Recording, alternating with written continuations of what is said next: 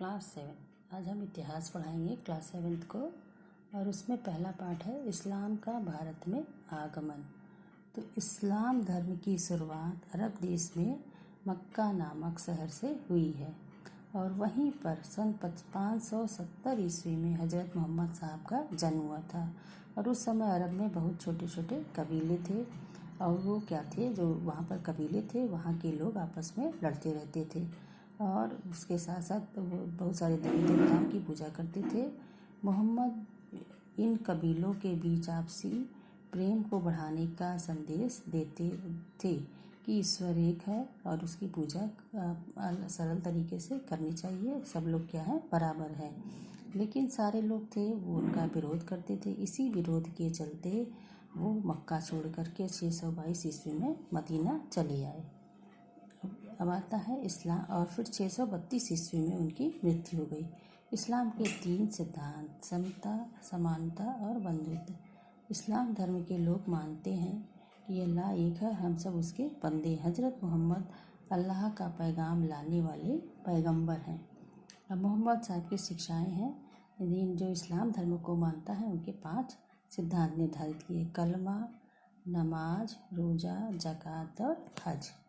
अब आता है कि भारत में इस्लाम धर्म की शुरुआत, यानी कैसे लोगों ने जाना।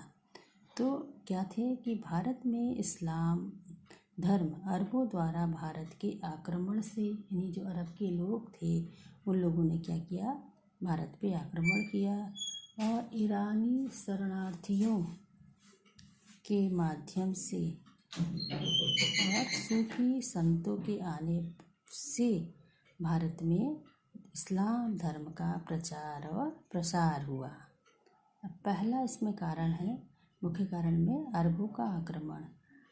636 ईस्वी में अरबों ने भारत पर आक्रमण किया, और उस समय जो खलीफा उमर के समय में उन लोगों ने क्या किया कि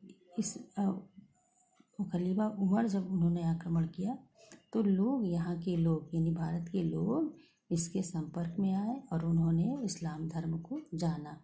और 712 ईस्वी में सिंध का जो शासक राजा दाहिर था उसको किसने हराया, मोहम्मद बिन कासिम ने, और उसने अपना राज्य भी स्थापित कर लिया। तो जब वो रहने लगा तो तब भी इस्लाम धर्म के बारे में लोगों को जानकारी हुई। इसके बाद कई अरब व्यापारी भी आए जो इस्लाम धर्म को मानते थे। पश्चिमी तट पर उन्होंने अपने व्यापार करते करते अपनी बस्तियां भी बसाई, और यहाँ के राजाओं ने उनकी मदद की, और गोदाम बनाने के लिए उन्होंने अपनी ज़मीन भी दी। और व्यापारी लोग भी इस्लाम धर्म से, जो वहाँ आसपास के रहने वाले लोग थे, वो इनसे परिचित हो गए।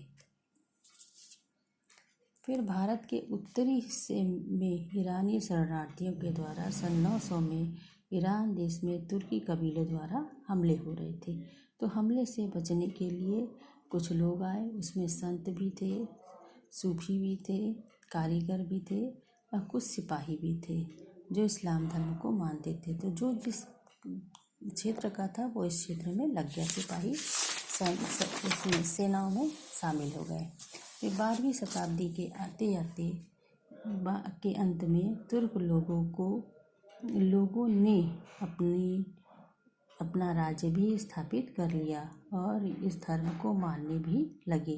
तो इसमें कुछ जो आए थे, पहले बताया था कि संत लोग भी आए थे, तो उसमें कुछ मुसलमान संत थे, सूफी थे।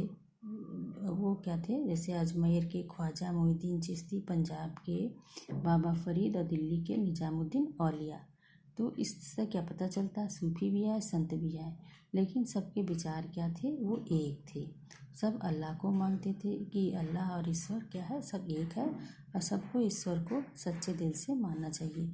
और हमारे बुलाने और बोलने का माध्यम क्या है, अलग अलग है। हम बोलते हैं ईश्वर, बोलते हैं अल्लाह, बोलते हैं, लेकिन हमें एक ही मार्ग पर ले जाता है। तो इसमें कोई भेदभाव नहीं है।